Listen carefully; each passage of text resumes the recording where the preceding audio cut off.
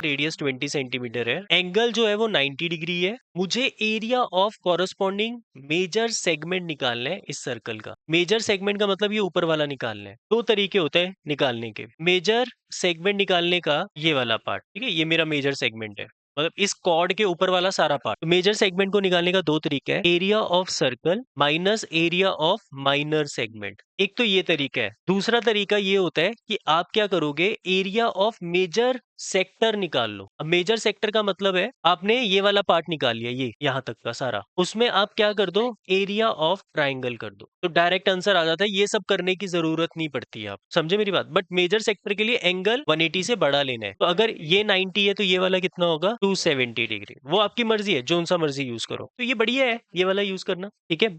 Major sector हो या minor sector हो, फॉर्मूला तो सेम है, theta by 360 pi r square. Sector के केस में फॉर्मूला सेम है, बस थीटा में 270 लूंगा, प्लस एरिया ऑफ ट्राइंगल, क्योंकि 90 डिग्री है तो क्या है एरिया ऑफ ट्राइंगल, सीधा हाफ आर स्क्वायर। दोनों रेडियस होते हैं। थीटा मेरा 270 है अपॉन 360, पाई को मुझे 3.14 लेना है, रेडियस की वैल्यू 20 है, प्लस हाफ 20 इंटू 20, 0 से 0 कट गई, इसको 9 से काट देते हैं, 3/4.100, 2 0 से ये 2 0 कैंसिल, 4 से ये 2 2 कैंसिल, 3 इंटू 314 प्लस 200, तो ये हो जाएगा 12 12 1 3 4 942 प्लस 200, तो आपका आंसर आ जाएगा 2411, यही आ रहा था शायद, हाँ 1142 सेंटीमीटर स्क्वायर। तो ये मेरा एरिया ऑफ सेगमेंट आ जाएगा। बट इन्होंने क्या किया है फिर, है ना, इनका कुछ गड़बड़ तो नहीं हो रहा।